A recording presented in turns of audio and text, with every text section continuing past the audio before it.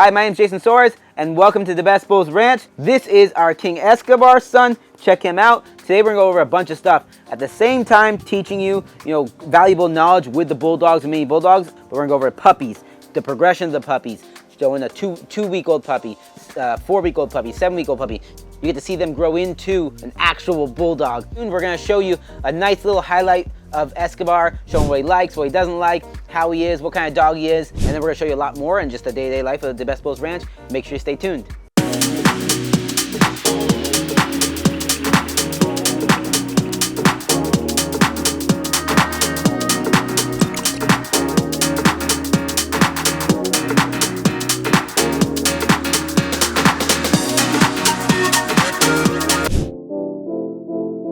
So my main thing I was just going to go over, and it's a cool time to do it because I have the puppies, and just to talk about how hard raising puppies is, and a lot of people don't understand how hard it is. And it's just like, like kids, like you don't understand how hard raising a kid is and how much work and time and effort it takes until you do it.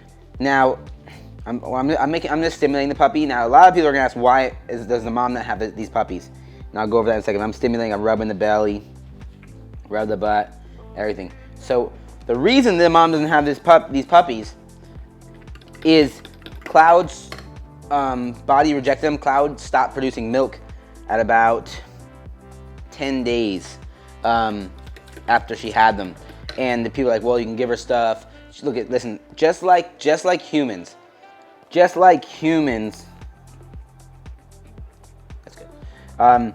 How some moms want to nurse their, breastfeed, and they can't because they stop producing. They try everything and it doesn't work. The same thing with the Bulldogs. I've tried. Sometimes you can do stuff like you can give them oxytocin shots, which we do. You can make sure you feed them really good, which we do. You make sure they're happy, which they do. But sometimes their body will just stop producing milk. Could be stress, could be sickness, could be all kinds of things. In Cloud's case, it was not sickness. It was not food related or nutrition related. It was just strictly, sorry, baby. It was just strictly stress, and she just stopped producing milk. So because of that, and she wasn't even being a good mom anyway, so I think she was like sort of rejecting them. And the reason that they reject them is because you have to think, as a dog, a Bulldog, you go from being pregnant to waking up an hour later with puppies by you or next to you or not even on you, and you're like confused on what's going on. So a lot of times, and that doesn't release the certain hormones that they need to be released. So a lot of times it's hard to get Bulldogs to take to their young because it's by C-section.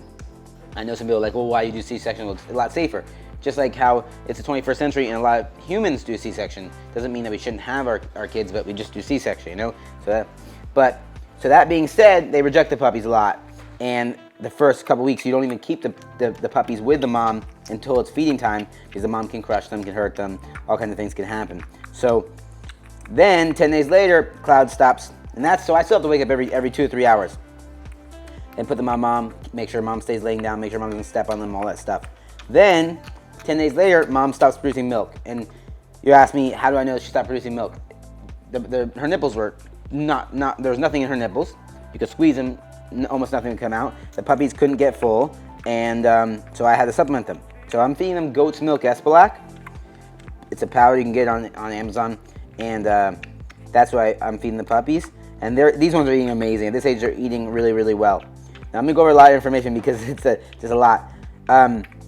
So it's so hard. So then now I'm raising them, and I have to wake up well, now that they're older. As they get older, their feeding times, the frequency can go down. So now instead of feeding every 2 or 3 hours, they're feeding every 4 to 6 hours, 4 to 5, honestly. So I'm feeding them, raising them, and one of the hardest things about raising puppies, English Bulldog puppies especially, is that they don't aspirate. They don't inhale milk, goes in their lungs, it creates pneumonia, and they die, which is extremely easy to do. And I use the fingertip method. There's 2 methods that are I would say the best for raising Bulldog puppies, which is tubing them, which I think is not as good as the fingertip method, and then there's the fingertip method. There's reasons you do the tubing. Tubing is when you stick the tube down their throat and directly put the milk into their stomach. And obviously that's traumatic, stressful, can cause abrasions in there. But so if the puppy is healthy and eating and wanting to eat, I fingertip it. So I put my finger in their mouth, just like the mom's nipple. It's actually like the same size as mom's nipple too. I'm not a big guy, so I have small fingers. So fingertip method. Fingertip is the nipple. Syringe goes into the finger, not down. So if you do squirt, it doesn't go down their throat and cause them to aspirate. It goes here, so the milk hits the finger and then drips down. And some people say, well, I'm feeding it too fast, there's milk coming out. Any excess will come out the mouth, and then whatever this puppy decides to take in, it takes in. It wants me to go faster, it's making it very hard to do it, but I won't go that fast for fear of aspirating the puppy. So I'm raising these puppies, and with puppies it's so hard because you have to, you know, on top of just the physical and mental taxation of waking up all the time and feeding them, losing sleep and doing all that stuff, it's mentally extremely stressful. You'll have things go wrong out of nowhere. I'll talk about one when I pull this girl out for no reason. You can mess up and aspirate them. They can get sickness, they can get diarrhea, which can cause them to die because you don't know why they have diarrhea. Do they have diarrhea because they have worms? Do I deworm them? Do they have diarrhea because they have giardia or coccidia? Do they have diarrhea because of their stomach's not digesting stuff right? All kinds of things can be the problem. So then you have to solve that problem, because being such a tiny little pup, a little animal, very sensitive and young, a little like giardia, which is common in dogs, that can just cause upset stomachs for adults, and normally adults actually become immune to it, is not a problem for adults. Giardia can kill a puppy. The diarrhea can dehydrate the puppy, and it doesn't absorb the food. All kinds of bad things can happen. So you can kill a puppy that way. So that's another thing, you know. It's so easy to accidentally kill the puppies by either not knowing like what to do or not seeing what's going on. Those two things are really common. And I'm saying this because you know, a lot of people don't understand that how much work goes into it, and that's why we charge what we charge. And it's a lot of work, and I'll talk about the complications that happen too. But right now, for example, I'm raising these three. There's 3 females from Cloud and Escobar. Cloud, it's not being a good mom, just like how, you know, some humans aren't good moms. And then I'm also raising 1 puppy off of Stella, which is and Escobar as well. It was only 1 puppy from the litter. Again, that stinks, but 1 puppy is better than no puppies, and he's healthy. He's almost 4 weeks old now. And then I'm also raising another Escobar litter that is 7 weeks old today. Yesterday, 7 weeks old yesterday. So we got a busy the Best Bulls Ranch, and I'm gonna show you all that, and just so you get to see. And I love showing everyone the puppies because you get to see the progression, and you get to see what we do at the ranch.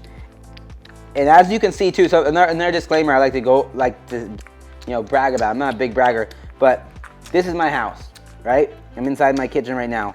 I bought this property, this house, everything for the dogs. That was my main purpose. This house was built in 1986, and the kitchen, I'm almost positive, is from 1986. Super old. I don't like it.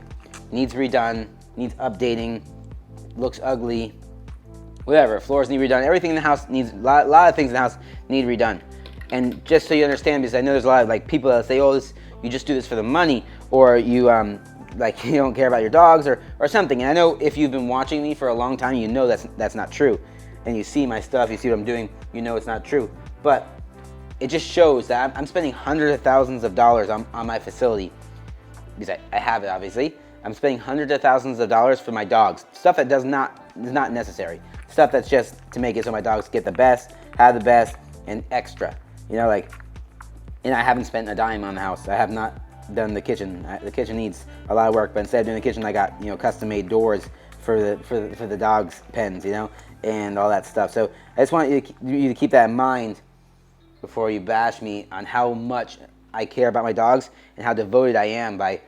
I put them before me, you know. I put them before the kitchen. Don't get me wrong, the kitchen's fine, you know, like, but I could have a lot nicer kitchen. I could do all kinds of nice things in the house, but that will be next. But after the dogs have their full facility, all the ACs are in the facility running perfectly, the generators are in there, all that stuff's going right, so the dogs are extra safe, then I'll make my life a little bit easier for myself, like I am doing for the dogs, but not until then. So Little disclaimer, something to think about before if you're one of those people that, you know, likes to be negative, something to think about before you be negative towards me. But anyhow, and I don't regret or have any like disdain towards my decisions to do the dogs first. I love it, and this is what I love. I love having the facility. It's been a dream of mine, and the house will come later. You know, I might just tear this house down and do a new house. I don't know, but it's way down my priorities. So puppies. These puppies are going to be 3 weeks this Thursday, 2.5 weeks now. They're doing great. Now you might ask me, how do I know how much to feed it? I just do. There's also a calculation you can do with weight times how many cc's you should put. But I just know I'm gonna give this puppy 30 cc's. She's big, she eats a lot. She would eat a lot more, but I don't want to give her too much where she throws up, because that's dangerous. She could aspirate when she throws up, and I feed her so often that she's fine. But look she's acting like I haven't fed her like in days, but it's not the case. And the puppy is very sensitive too. I'm gonna show you an example. So my favorite girl,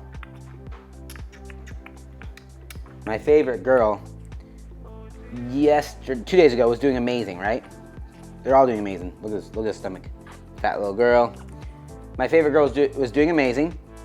Ate great, like at 7 p.m. And then like 11, I go to feed her, and before that she was screaming in pain.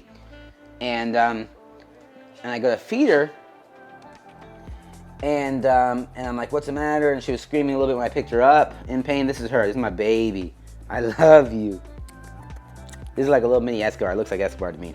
So, shoot, let's see. We'll live. This is a live FaceTime. Someone used one of my studs. I'll go over in a second. What's up, bud? What's up, buddy? Hey, listen. You're on the Best Bulls. You're gonna be on the next The Best Bulls episode. I'm answering the FaceTime call while I'm filming. Alright, cool. That sounds good. Check them out, man. How many puppies? 4 puppies? 3. The other one didn't make it. Did they show you the puppy? Yeah, they showed us. Damn it. Yeah. Why not? The skull was too small. Like it was like squashed.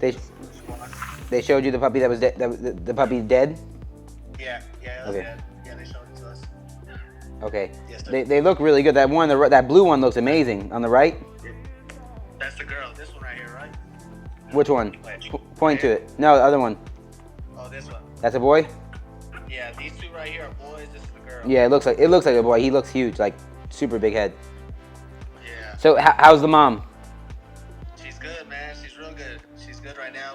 We'll be back to pick her up. They said to come back to pick her up. How long?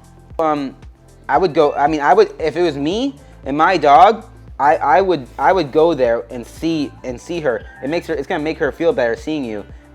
Is there a way that I can see her again? She's scared. Can I see her again? Yes. Yeah, she's scared. I would go see her, make sure she's okay. As soon as she starts walking, I would take her and then get her home and relaxed. Okay.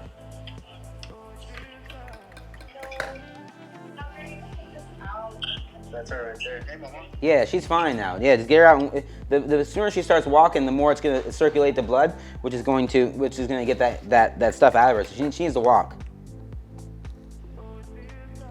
Okay. Sounds good. Yeah, I would honestly, man, I would take her home. Okay. As long as they say she's stable, take her. Sounds good. Yeah, and then give me a call after that. Yes, sir. All right. So check it. That is Jose, my buddy. No, I met him through the dogs. Lives in Texas. They drove out here, did a breeding with Escobar, and then they just used. And now they're having a litter. They had puppies. I asked them some maybe strange questions because I don't trust a lot of vets. I asked, like, did they show you the puppy that was dead? Because maybe they'll steal the puppy. I don't trust a lot of people. I rather, I'm just skeptical, But anyhow, so he called me, he's just showing me his stuff. He's gonna probably call me later, ask for information. I'm just trying to help him out, So I'm always answering calls, to try to give everyone advice, but it's pretty cool that he called me right now, and I was doing that. But to go back on with this girl, So she was great. I love her. She's just so cute, so compact, really nice head, everything. She was screaming in pain, and I didn't know why, and I thought maybe she had a blockage, which is common. You'll get a blockage, especially from drinking like the not real milk, goat's milk that's black. So then I gave her an enema. Then I also gave her just Pedialyte through the mouth. She was eating very bad, very slow, not like this. It was like she looked like lethargic. And with puppies, it's super dangerous because when they miss one feeding, they get weak, or they stop eating a little bit. They get weak. They can't regulate body temperature. Can't regulate body temperature. They can't digest food. Can't digest food. They die. You know, like all kinds of bad things can happen. They can get dehydrated, organs shut down. There's so many bad things that happen, and when you know the science behind it, it's a huge snowballing effect that can happen quick. So anyway, I'm super like mad, annoyed. I'm like trying to blame myself. Okay, maybe I did this wrong. Maybe I did this wrong. Maybe I aspirated her when I gave her this medication. Maybe I did this, whatever. I don't know. So I look at her, and I stay there for like 30 minutes. I'm looking at her, seeing her like tense and breathe. I'm like, oh, does she need oxygen? No, she doesn't need oxygen. And then I finally just see a little swollenness over here. It's still a little swollen. It is still a little swollen over here. It's like in her lymph nodes, her gland. And then I see it and I touch it, she screams. So I'm like, okay, that's her pain. Man, she has a tumor or something. So it's some type of infection she got, no clue how. And so I immediately put her on cephalexin. She's on antibiotics right now, and she's doing amazing now. So, but that was out of nowhere. She had not been dropped. She's been kept clean. She has been healthy and fed, and then all of a sudden, from one feeding to the next, we go from eating like this to not wanting to eat at all, which I know something's wrong with her then, and screaming in pain, and then screaming when you touch her in pain, and I didn't know why, because obviously I touched her in her neck, and that's where the pain is. But, so, that was a really big scare, and that's something if you don't assess right away, and you wouldn't see it. Seeing that neck, it was barely swollen. You can't see it even now, honestly, unless you know it's there. But that's something that you have to pay attention to, you know, and I always talk about the number one thing with dogs, puppy, adult, whatever, is just attention. If you pay attention, you can make sure bad things don't happen. If you pay attention, you can solve problems. You know, if you pay attention, you keep your dog safe, happy, and healthy. So, is the antibiotics. So that's what I did, and I saved her because I paid attention and I watched her. So we're gonna watch this girl grow. We need names for her. I'm 75% chance gonna keep her. Honestly, too, I always have an attachment with the ones that I save because I'm like, man, I love them, and I think they love me more too for saving them because she would have died, you know, if she was with someone that didn't know what they were doing. So always check the milk temperature. Milk's getting a little. The milk too, you don't want it too hot because obviously it can burn them. You don't want it too cold because it can chill their body temperature, and then they can't digest it. They can't digest the milk until it gets to their body temperature, and if you give them cold milk, they might not drink it, and if they do, if you drop their body temperature, puppies can't digest food until their body temperature is good. So there's a lot of things to this, and I don't recommend anyone becoming a breeder. It's so much work, it's so hard, it's not a money grab, it's the furthest thing from that, and if you are going to do it, you have to love it. Obviously I love it, and I've dedicated now my life to it and learning the sciences behind it so I can problem solve, understand the dogs and everything. But if you are going to ever think about doing this, you have to, one, find someone who knows what they're doing that can help you, and two, just read and watch as much content as possible. Sort of what Jose and his girl are doing. They found me, and I try to help them, and I try to educate them, tell them to stay on it, look at stuff, everything, because it's a huge learning curve. So I know I'm rambling, but it's just like puppy information, like the obstacles that are included with breeding bulldogs and the puppies and raising them, which is hard. Very rarely do you get just a 100% smooth process. There's always something. That's just how life is. But this girl is eating. I think that's my third cc. I'm not sure though. My third 10 cc thing, but she's still hungry, so I'm gonna keep on giving her. This will be a third. Might be the second. I'm not sure. Honestly, I think it's the second now. Anyhow, so Jose's gonna call me back. I'm probably gonna stop filming for a little bit and just call him and just help him out and make sure his puppies get fed. So, and every day that the dogs get older, the dogs get stronger, more resilient, and and you're safer as far as like, okay, my pup's not gonna die, you know. But it's still always so scary, and you put so much work into it. I put so much work into these girls, these 3 girls. Like, man, her dying would have been super sad about it. Also, too, like I said, this puppy, I want to feel her head. Still a little stuff in there I don't like. This one. There's just there's just so much information you need to know to deal with the puppies. So she's got to be 3 weeks old too, and then she's already walking and stuff. She has all scruffy. Now, if you have any questions about the puppies, about anything, please put comments down below. I love the engagement. It helps me help you, helps me get better content, helps me think of better videos. And you can always, follow me on all my, please, not always, you can please follow me on all my platforms, and will be listed down below. And if you have questions, leave comments. You can also email me. You can also text or call me. I put my number on. My number is watermarked. My number and email is watermarked on every single picture and video you see I post on my IG, on my Tik, on everything, because there's so many scammers pretending to be me that they use my videos still with my number on, and then people call me and I save them from getting scammed, or I tell them, yes, that's really my profile, or no, that's not really my profile. So I'm always available. I answer all calls. If I don't answer, I'll call back. I try to help everyone out, and I appreciate the support so much. This girl right here, so we have one more puppy, and I'm not really. What I'm doing right now is the normal time it takes for me to feed these puppies. So this is normal. I'll turn it sideways so you can see. So like it takes a while. It's like 10-15 minutes every puppy. Assessing the puppy, making sure they're good. Let me see. This girl's so cute though.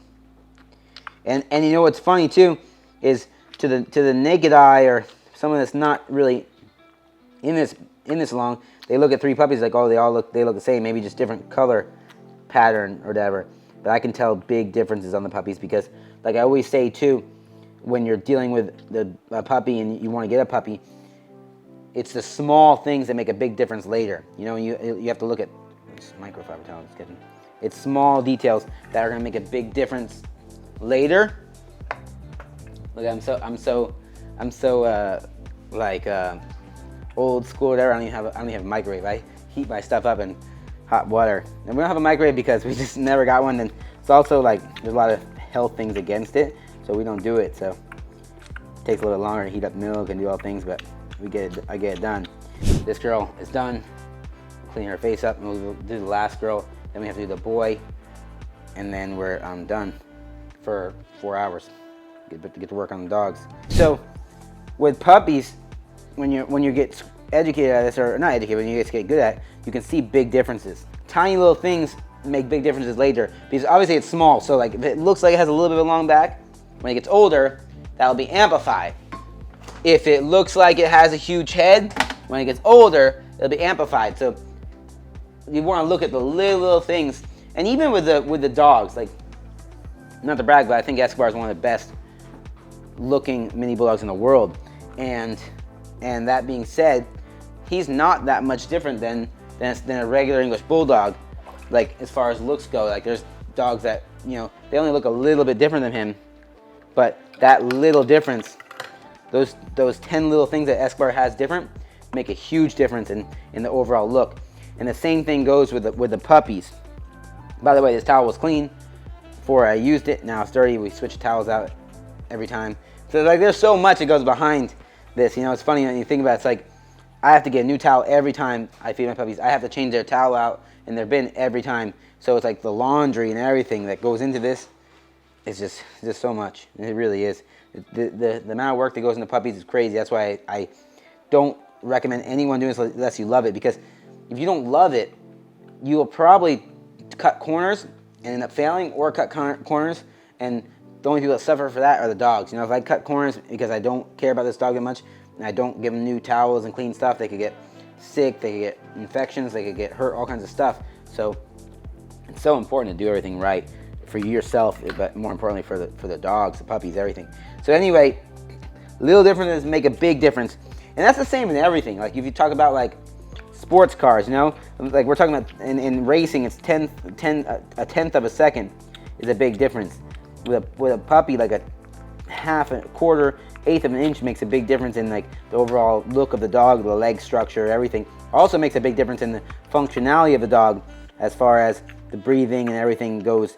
Just a tiny bit smaller of an airway will result in a way healthier or a way less healthy dog. So all those things, little things make a big difference in everything. And little things are amplified in puppies as they get older. It amplifies. So something to think about. But I think that's. I mean, I'm talking a lot and trying to cover a lot of information about the puppies. It's a big thing for those of you that are just getting, you know, you're just dog lovers and just watching because you want to see what this entails. I appreciate you. And those of you that, you know, maybe someday want to raise their own English Bulldog puppies, or, you know, do this as a hobby or a profession, just think very, very carefully before you do it. It's a lot of work. Do a lot of research before you ever get into doing the real thing. You know, practice before, because it's a lot. And one mistake with these puppies, like keeping them on a too hot of a heating pad where they have no spot to get off, your puppies are dead. You know, like, and that's why when that puppy had that thing and was in pain and not eating, I'm like, okay, what did I do wrong? I'm trying to think of every single thing I did that day and yet the day before. What did I do wrong? What did the poop look like? What's the matter with this puppy? Because I'm trying to blame myself, because that's the only way I'm going to get better. If every single time something bad happens and I just think, oh, just a puppy, oh, just a puppy, I'm never going to solve any problems. Like, even if it is, I don't know how I could stop that. The puppy had that thing. Maybe I could have noticed it earlier. Maybe I could have given it another bath. But then maybe if we give too many baths, you know, the skin dries out and it causes problems too, which causes lacerations, which cause more infections. I don't know. There's so much to it. But anyway, I'm always trying to blame myself for every problem, because that's how you get better. And that's, I mean, coming from the professional athlete world, you don't get better at blaming anyone. You get better blaming yourself and figuring out solutions how to solve it. Even if you're not like the real main problem, like even if this puppy gets hurt because someone comes and drops and then knocks their pen over, it's like, man, I should have had that pen in a safer place. I should have had that pen not there, different ways. It's definitely my fault, not their fault, my fault. I'm the one that has to watch them. So I know this is like a life lesson and stuff, but with puppies, always blame yourself. With everything else, always blame yourself, because you blame yourself, you can improve yourself and make yourself better. And that's what I'm always trying to do. But anyway, these 3 puppies are now doing really well. Every day they're thriving, eating. They're getting stronger and stronger. Make sure you stay up to date on them on my IG, on my Tik, on my YouTube channel right here, The Best Bulls Ranch. We appreciate you so much. And I'm gonna finish up feeding this one because I've been rambling for a long time. This is the 3rd one, and then I'm gonna go and feed the 4-week-old boy. So we'll feed him in a second. We're live. This dirty little. Look at Leah. Look at the puppy. No, she wants some water. So this is an Escobar puppy as well, different age. I'm gonna give him a bath. He's dirty. So this is a 4-week-old puppy, almost 4 weeks, and it is 4 weeks actually. This is a 4-week-old puppy. You see the progression, how they go from like getting a little thicker and bigger, and then in a second I'll show you 7-week-old puppies and how they actually look like Bulldogs. They don't really start looking like Bulldogs, in my opinion, until about 6 weeks. That's when they get the rope and the head, and they are obvious Bulldogs. But until then, they're just like, they're not Bulldogs to me. And I mean, like, they don't have like all the distinguished factors that you expect with a Bulldog. And it takes some weeks, like usually at minimum 5-6 weeks until they really get that Bulldog look. This boy, he still needs to pop his rope a little more, which I hope he will, and I think he will. He's Escobar's son. But he has a really nice, like watermelon, like apple head, and he's gonna look really nice, I think. But that's another thing too, is that you don't really see them looking really nice like Bulldogs until about 5, 6, 7, maybe even longer weeks old. Just giving this boy a nice little bath. He has like milk, dried up milk all over him, and he had poop on him too. So I want to keep him clean. So we just grab paper towels. I wasn't prepared. I didn't have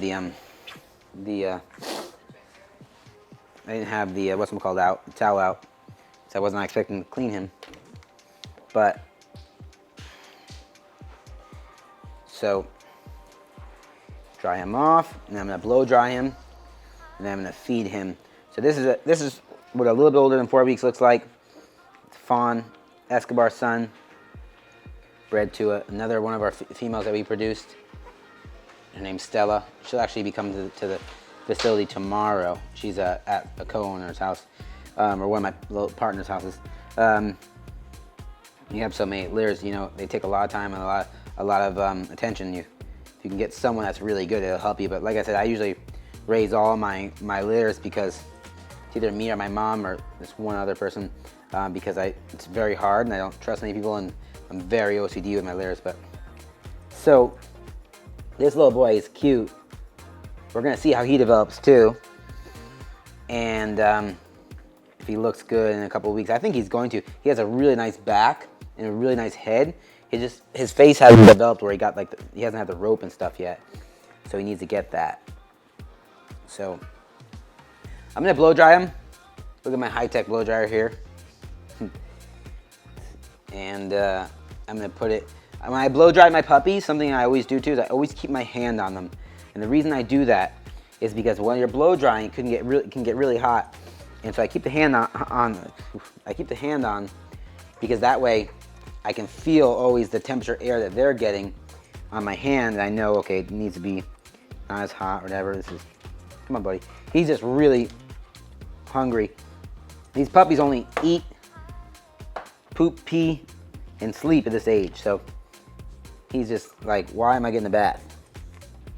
Normally, the mom would lick them so crazy to give them the bath. He doesn't have a mom too because his mom stopped being a good mom, but at least he got weeks of milk, which is important. The most important though for the puppies is to get that first 3-4 days of colostrum milk, and that really sets them up. That gives them all their immunities and stuff.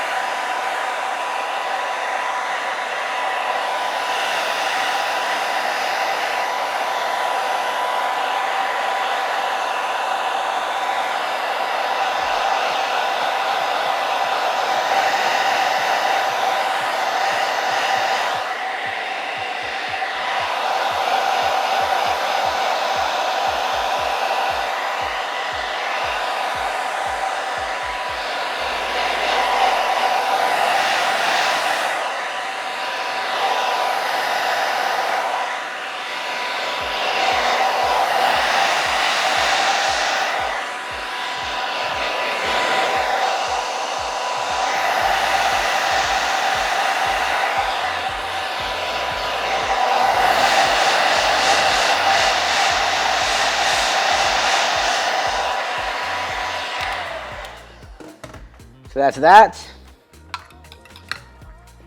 He's just hungry now. He's just starting to be able to walk. You see, he's getting his legs under him. He's still a little splayed out. No, he's not a swimmer puppy. He's just get his legs under him, and it takes a little bit to build that strength. So we're gonna feed him. This boy eats a lot,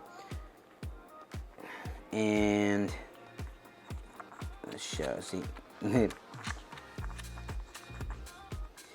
And again, to go back to the progression thing, it's pretty cool to see them progress and how they just sort of turn into bulldogs around that 5, 6, 7 week old age group. But I'll show you the 7 week old puppies. They look like bulldogs now. They're getting the rope now and everything. And just because, I mean, some puppies will start looking bulldogish. I don't know, in quotations. I don't know how to say it. Around 5 weeks. Some they'll take them until 8 or 9 weeks. It doesn't mean that the 5 week one old is better than the 7 week one old, just because they can develop differently. Especially too, depending on the line they come from. Like Escobar puppies will develop at a little bit different rate than Fury puppies and President puppies. So it depends on their line, their mom, their dad, their grandparents, everything on their developmental rate. So that's a big thing as well too. This puppy is doing the fingertip method, feeding him. Actually, we might keep this boy. So If you guys think of a name for him, let me know, because I'm probably gonna keep him. He might be my next fawn stud. His face has to develop a little bit more. I'm very picky on those things. Like I said, I'm with little details, especially for a stud. They have to be perfect. He's gonna be a very good looking bulldog, but I have to see a couple things happen in him before I decide to keep him. But he already is so nice. And he actually, this is the first direct Fury Escobar puppy when you mix them. So this one's mom is Fury.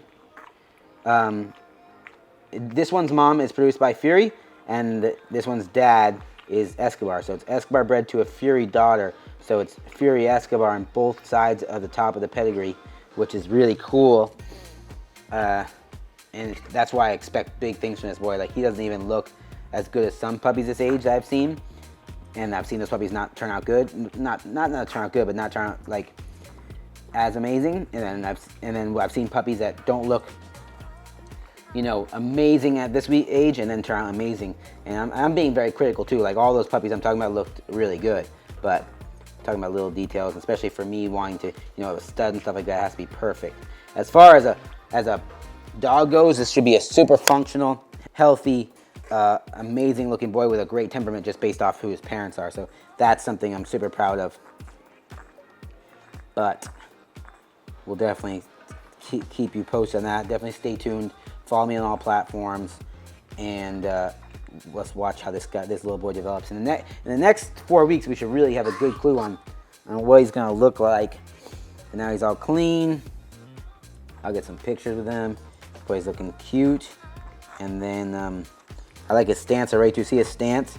He has this natural, nice spread stance. He has the tight Escobar Fury feet. He has a lot of things that I can see already that are looking good. Just need his rope to come in good, and it'll be good. And then a lot of people like love color and stuff. I love every color. You know, I love this fawn color. I love lilac. I love all the colors. They all look good to me. And it just depends on the dog. You know, I don't have a preference between chocolate merle and fawn. The fawn's super pretty to me too, and I think too much color is like the #1 choice for people when it shouldn't be. Because, like, you know, you just want. There's so many things that are way more important. Functionality, health, way more important. Temperament, way more important. Structure, way more important. You know, tail pocket, not having that, way more important. You know, all like, you know, all those. There's the eyes, health, way more important. You know, how much tears, if it's cherry outlet, way more important. Color, not that important. It's a cool addition. I think if you want a specific color and you're like, you know, you're getting as your pet, I think you should get that color. But I also think you should not let that color blind you when picking out your puppy, and make sure you get that color, but you first have the other aspects that I talked about that are so much more important as far as your dog's health and well-being throughout its life. You know, you don't want to get a blue dog just because you want a blue dog and get it from a bad line, and then you're gonna spend the next 10 years spending crazy money at the vet and just seeing something you love so much, like, in pain or not doing well. You know, it's not just about the money, it's about just the dog, and you don't want to see that, you know. So that is my rundown on that. So I'm gonna finish feeding up this boy. He'll eat probably like 5-6 of these syringes, and then I think we'll show off the 7-week-old puppies. Today's a puppy day. I mean, if you like puppies, today's the day to watch the Best Bulls Ranch episode, and we'll show some more. We'll show some more of the adult dogs, and then we'll close it up. And I really appreciate everyone for watching. But I'm gonna click off now. We're gonna show 7-week-old puppies next. So watch this.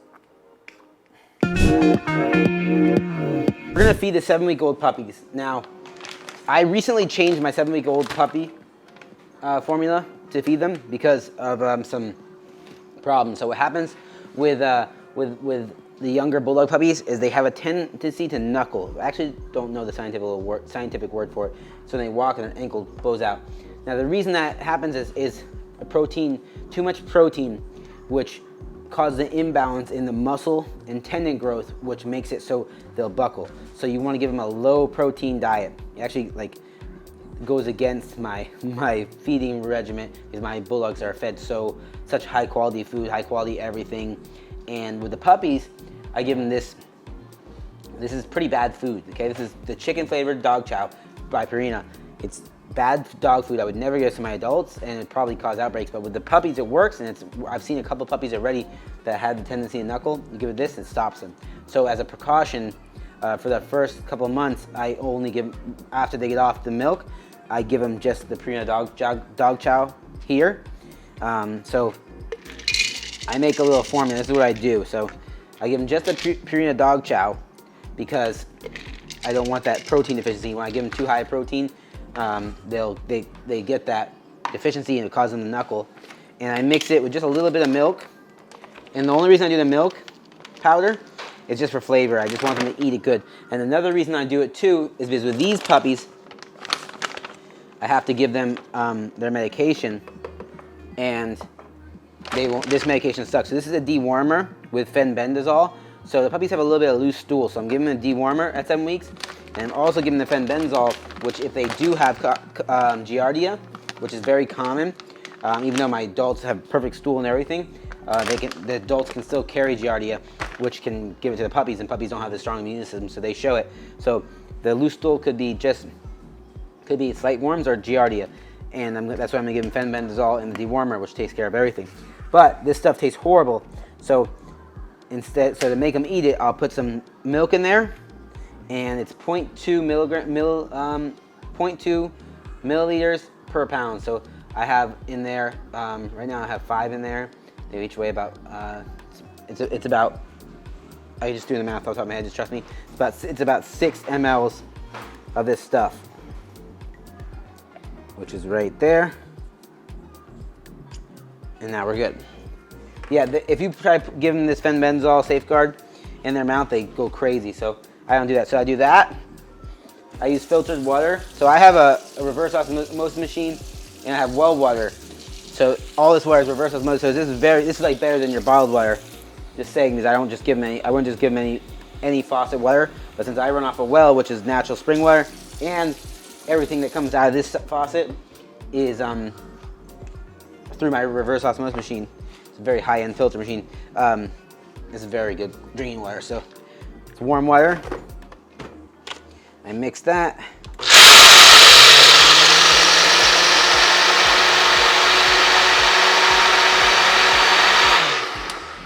And then, so this is mush, right? They're 7 weeks old, so I want to make them so they can eat. They eat a little better, get used to chewing. So, oh, jeez. So just to facilitate that, I'll take some of this and get them used to it. I don't like the whole pieces because they could choke on that. So I just like to take a little bit.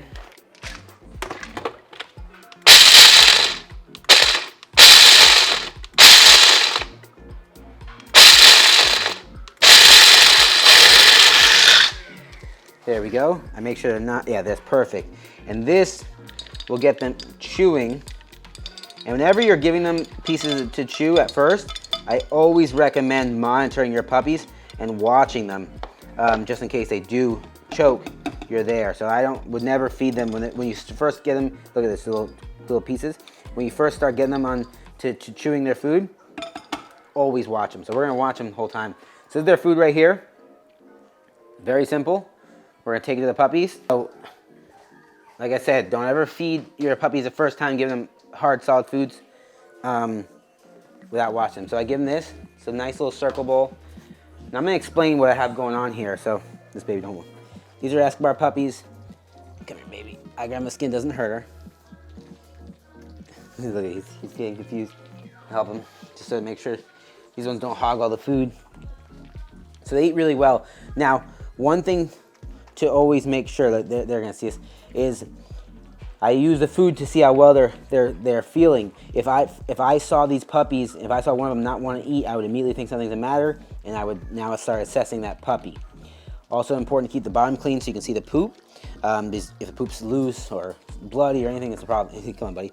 But they're hungry, they're eating really good, and I feed them a ton. Now, the pen. So the pen is a drop pen. If you look from this side right here, or if you just look, you can only look. You just see right here. Look here. So it's a floating floor, and then I keep the bed here, so I don't want them just on wire. That's cruel. And what it allows it to do is, because the puppies this young, they'll poop and run and walk in their own feces. So this poop goes straight down, keeps them out of their poop, keeps them clean, and makes it easy to clean. I take the trays out and clean them there. So I love these drop pens. Now, as you can see, I'm still not fully moved into my place.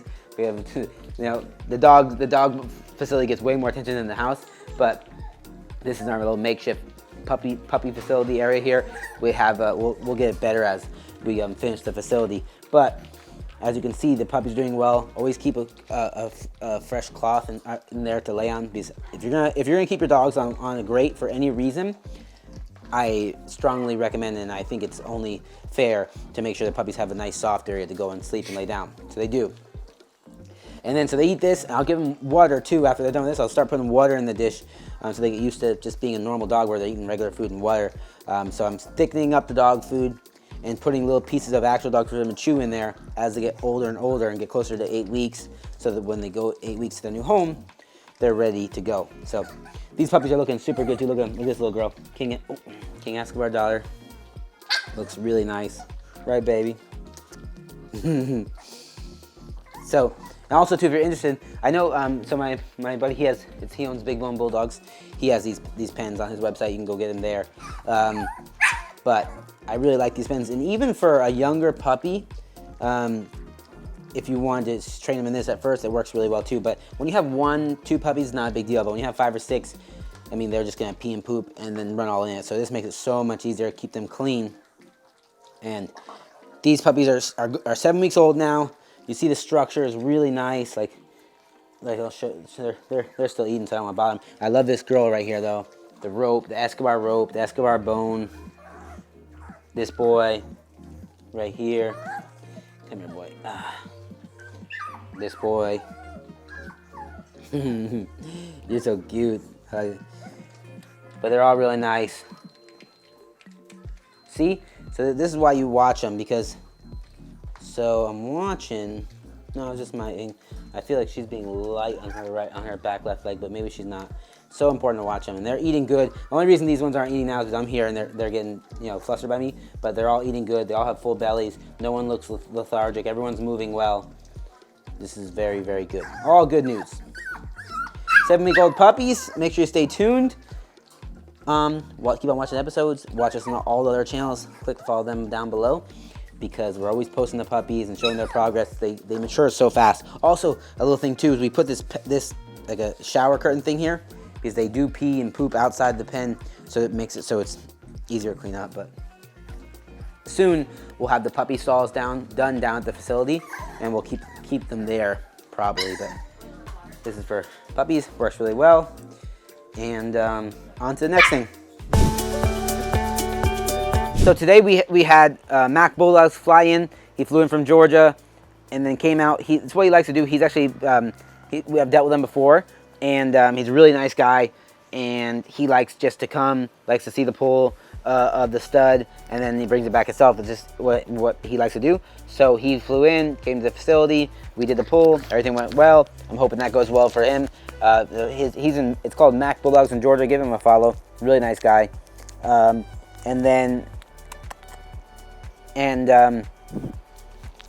we try to be as accommodating as possible, to anyone that gets one of our stud creds, anyone that gets a puppy. Obviously, we're trying to give the best service possible, and we really are, me personally and the Best Bulls, we take pride on making sure people, when they say they deal with the Best Bulls, they're like, yo, really nice people, good service, everything. So really like to do that.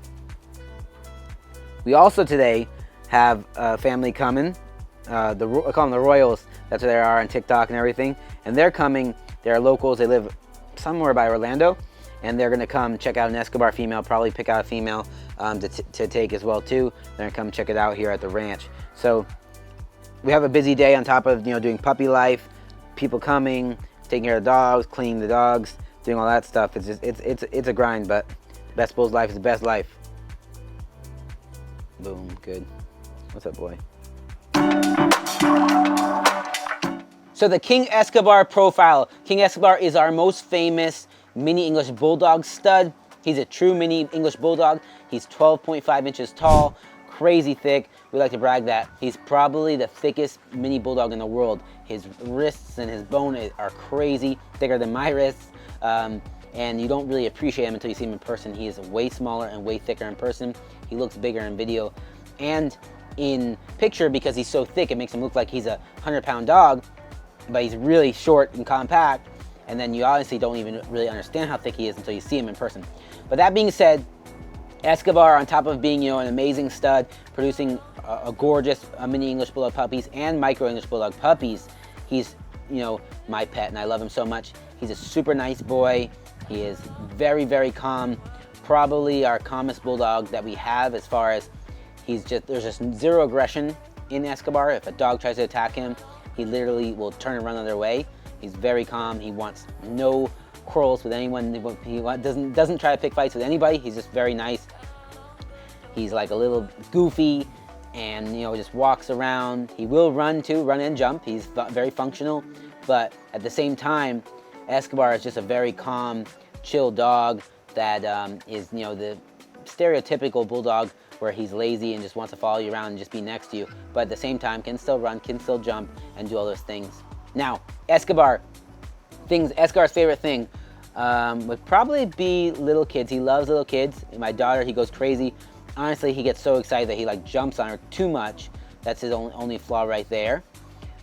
He does not love food. Escobar is one of the Bulldogs that if he doesn't eat his whole meal in the morning or night, I don't immediately think anything's wrong with him, because he sometimes will skip meals. And we have to make sure we try to keep him eating by, making sure there's good wet food on his food and all that stuff. So he is not crazy food driven.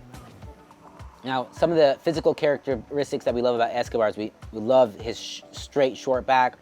Absolutely love his monster basketball head with the flat face, no muzzle, and really no underbite. His bone structure, his arms are crazy thick and all that. So that's something we love. And obviously, having Escobar as a sire or the dad of the puppies, you see that transfer over into his puppies. You see that thickness, you see that huge basketball round head. We love the fact that Escobar has the round style head. It's a preference thing, but the round head that Escobar has, the shape of it is just very unique and super pretty, and just very nice if you're looking for a Bulldog with that big head.